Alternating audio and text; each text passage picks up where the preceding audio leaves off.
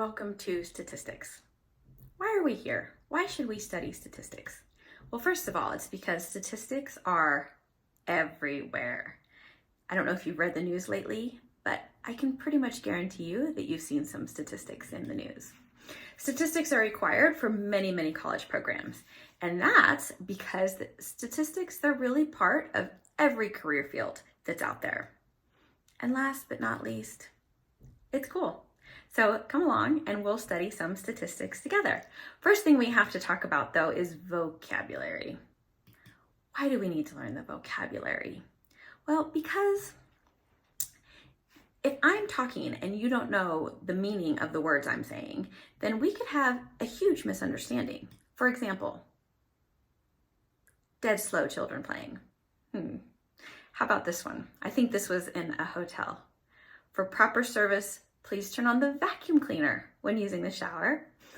Or this looks appetizing, doesn't it? Cream milk with coconut humans. And then this one's my favorite. Eating carpet is strictly prohibited. So as you can see, knowing vocabulary really makes for effective communication. So for statistics, there are some words that we have to learn. First word is data. Okay, so data, well, that's just simply information. But in statistics, that information comes from observations or counts or measurements or responses. And then statistics, that's the science of, or the whole process of collecting, organizing, analyzing, and interpreting that data in order to make decisions. Okay, so this is one of those math subjects that's actually applicable to your everyday life. You're going to use it all the time. Okay, a population.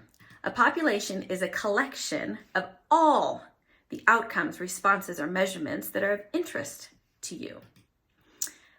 So for example, it could be every teenager in the US, if that's what you're studying, every teenager. Or it could be, if you're interested in the M&Ms that were manufactured in May, it's all of the M&Ms that were manufactured in May.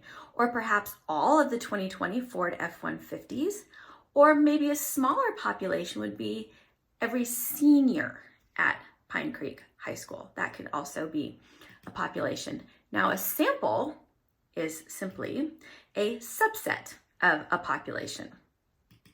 But why would you use a sample? Wouldn't it be just more accurate to, if you're interested in the population, just study the population? Well, yeah, however, sometimes it's too expensive to study the whole population. Sometimes in order to study something, you have to destroy it. Like you have to eat the M&Ms. And if you eat all the M&Ms that were manufactured in May, then there wouldn't be any left and you'd be sick. Sometimes it's just physically not possible to test or inspect everything within a population. So a lot of statistics, we use samples. Okay, a parameter. A parameter is a numerical description of a population, some characteristic of a population, a percentage or an average or something like that. A statistic, same kind of thing. It's a numerical description of the sample. Okay, so overview. We've got data that can either come from a population or it can come from a sample. If it comes from a population, whatever number describes that population is called a parameter. If your data comes from a sample, whatever number describes that sample is called a statistic. Okay, so let's try this out. For the following scenario, try to figure out which is the population and which is the sample, okay? In 2019, we had a survey of 9,834 adults with at least one adult child between the ages of 18 and 29. And in that survey, 60% say that they've given that adult child financial help within the last year. So what's the population? What's the sample? Well, the sample is that 9,834 adults that were part of the survey. That's our sample. And the population would be all of the adults that have at least one adult child, okay? Next pop quiz. For each of the following scenarios, determine whether the numerical value, the number that I tell you, is that a parameter or is that a statistic? Is it describing a population or is it describing a sample? First one, the average annual salary for 27% of the local law firm's employees $98,000. What do you think? That would be a statistic, because that 27% is a sample.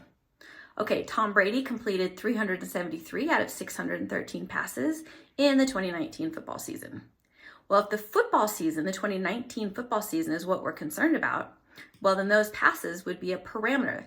The population is all the passes in the 2019 season. Okay, so statistics. Now, in general, statistics is broken up into two branches. The first branch is called descriptive statistics. Second branch is called inferential statistics. Descriptive statistics is what it sounds like. It's the branch of statistics that involves the organization, summarization, and the display of data. It describes stuff. Now, inferential statistics is the branch that involves using a sample to draw conclusions or to infer something about a population, okay? That's the overview. So we're here because statistics are everywhere. You're gonna see it no matter where you are in life. And I'm glad to see you, and I'll see you next time.